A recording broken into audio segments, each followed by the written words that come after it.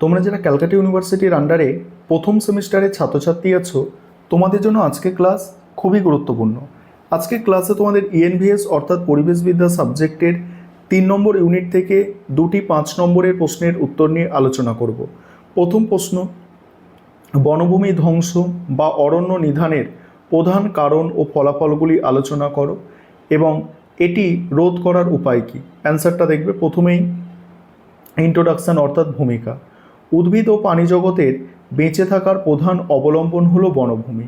পরিবেশের ভারসাম্য রক্ষায় অরণ্যের ভূমিকা অপরিহার্য, কিন্তু আধুনিক যুগে মানুষের নানা অবিবেচক কাজের ফলে দ্রুত হারে বনভূমি ধ্বংস হচ্ছে, যা সমগ্র জীবজগতের জন্য এক ভয়াবহ সংকট ডেকে আনছে। এবার হচ্ছে অরণ্য নিধনের ধারণা। সেখানে কি বলা হচ্ছে দেখো, প্রাকৃতিক বা মনুষ্যসৃষ্ট কারণে বিশাল এলাকার গাছপালা সম্পূর্ণভাবে কেটে ফেলা বা পুড়িয়ে নষ্ট করে ফেলাকে বনভূমি ধ্বংস বা অরণ্য নিধন বলা হয়। এর ফলে বনভূমির স্বাভাবিক বাস্তুতন্ত্র সম্পূর্ণভাবে বিপর্যস্ত হয়ে পড়ে। এবার বনভূমি ধ্বংসের প্রধান কারণসমূহ: কৃষিজমির সম্প্রসারণ, ক্রমবর্ধমান জনসংখ্যার খাদ্যের চাহিদা মেটাতে এবং অর্থকারী ফসল চাষের জন্য বিশ্বজুড়ে বনভূমি কেটে কৃষি জমিতে পরিণত করা হচ্ছে। তারপর হচ্ছে নগরায়ন ও শিল্পায়ন, নতুন শহর স্থাপন, বাসস্থান নির্মাণ এবং বড় বড় শিল্প কারখানা গড়ে তোলার জন্য নির্বিচারে গাছ কাটা হচ্ছে, ফলে অরণ্যের আয়তন দ্রুত কমছে। তারপরে কি, জ্বালানি ও কাঠের চাহিদা, প্রতিদিন রান্নার জ্বালানি সংগ্রহ, আসবাবপত্র তৈরি এবং কাগজ শিল্পের কাঁচামালের জন্য বিপুল পরিমাণ গাছ কাটায় অরণ্য নিধনের একটি বড় কারণ। এবার বনভূমি ধ্বংসের ভয়াবহ ফলাফলসমূহ। এখানে প্রথম পয়েন্ট হচ্ছে জলবায়ুর পরিবর্তন ও বিশ্ব উষ্ণায়ন। গাছ পরিবেশ থেকে কার্বন ডাই অক্সাইড শোষণ করে। বনভূমির ধ্বংসের ফলে বাতাসে গ্রিনহাউস গ্যাসের মাত্রা বৃদ্ধি পাচ্ছে, যার কারণে পৃথিবীর গড় তাপমাত্রা বাড়ছে। তারপর জীববৈচিত্র্য হ্রাস, বনভূমি অসংখ্য বন্য প্রাণী ও উদ্ভিদের বাসস্থান। অরণ্য ধ্বংস হওয়ার ফলে বন্য প্রাণীরা তাদের আশ্রয় হারাচ্ছে এবং অনেক প্রজাতি চিরতরে বিলুপ্ত হয়ে যাচ্ছে। তারপর মৃত্তিকা ক্ষয় ও বন্যা, গাছের শিকড় মাটিকে শক্ত করে ধরে রাখে। বনভূমি না থাকায় কারণে বৃষ্টির জলের তোলে মাটির ওপরের স্তর ক্ষয়ে যাচ্ছে এবং নদীর নাব্যতা কমে গিয়ে বন্যার প্রকোপ বাড়ছে। তারপর হচ্ছে বনভূমি ধ্বংস রোধ করার উপায়। বৃক্ষরোপণ, মানে ব্যাপক বৃক্ষরোপণ। গাছ কাটা যাওয়া গাছের তুলনায় অনেক বেশি সংখ্যায় নতুন চারাগাছ লাগাতে হবে এবং পতিত জমিতে সামাজিক বনসৃজন প্রকল্প গড়ে তুলতে হবে। তারপর আইনের কঠোর প্রয়োগ। বেআইনিভাবে গাছ কাটা বন্ধ করতে সরকারকে কঠোর আইন প্রয়োগ করতে হবে এবং বনজ সম্পদ রক্ষায় বন দপ্তরের নজরদারি বাড়াতে হবে। তারপর হচ্ছে সচেতনতা বৃদ্ধি।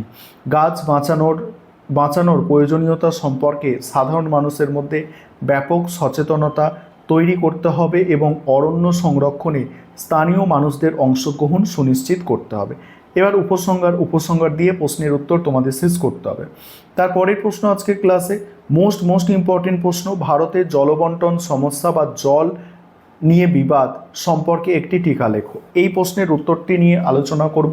তার আগে যে বিষয়টা তোমাদের বলার আছে, তোমাদের জন্য অনলাইন কোচিং ক্লাস চলছে। তোমরা যদি কেউ পেড ব্যাচে অ্যাডমিশন নিতে ইচ্ছুক থাকো বা আমাদের থেকে স্টাডি মেটেরিয়াল অর্থাৎ পিডিএফ নোটস কিনতে চাও, তাহলে তোমরা স্ক্রিনে দেওয়া নম্বরে যোগাযোগ করতে পারো।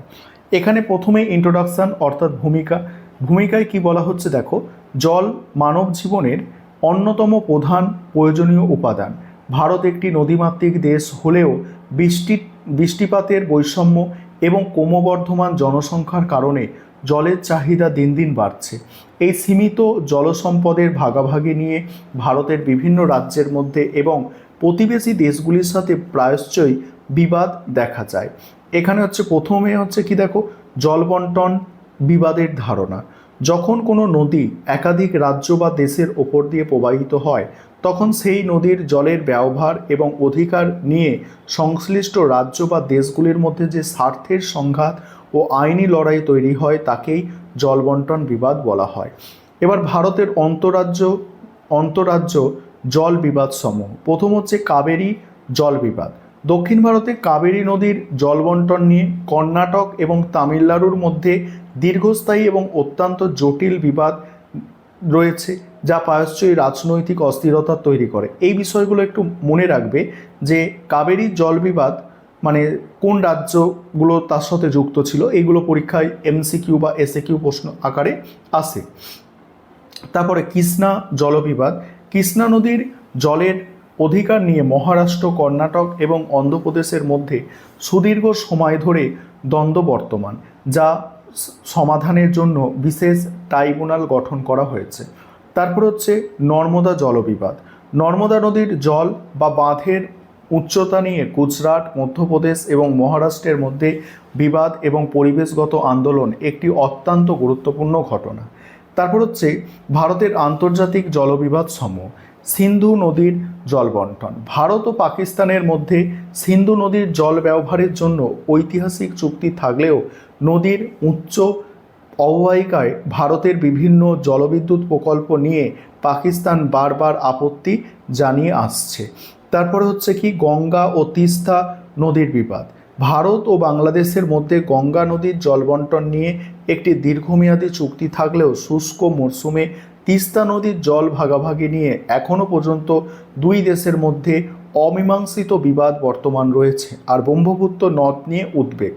ব্রহ্মপুত্র নদের উজানে চীন বিশাল নদীবাঁধ নির্মাণ করায় ভারতের উত্তর পূর্বাঞ্চলে জলপ্রবাহ কমে যাওয়ায় এবং বন্যার আশঙ্কা নিয়ে দুই দেশের মধ্যে চাপা উত্তেজনা বিরাজ করছে। তারপর হচ্ছে জল বিবাদের কারণগুলো কি আছে। প্রথম হচ্ছে দেখো জলের অপর্যাপ্ততা। কৃষিকাজ, শিল্প এবং পানীয় জলের ক্রমবর্ধমান চাহিদার তুলনায় নদীর জলের পরিমাণ সীমিত হওয়ার কারণেই মূলত এই সংকট দেখা দেয়। তারপর হচ্ছে অপরিকল্পিত নদীবাঁধ। নদীর উজানে থাকা রাজ্য বা দেশগুলি নিজেদের স্বার্থে বড় বাঁধ নির্মাণ করে জলের স্বাভাবিক প্রবাহ আটকে দিলে ভাটির দিকে থাকা অঞ্চলের মানুষ চরম জল সংকটের মুখে পড়ে। এবার উপসংহার দিয়ে প্রশ্নের উত্তর শেষ করতে হবে। এইভাবে প্রশ্নের উত্তরগুলো গুছিয়ে লিখতে হবে, তাহলেই তোমরা ভালো নম্বর পাবে।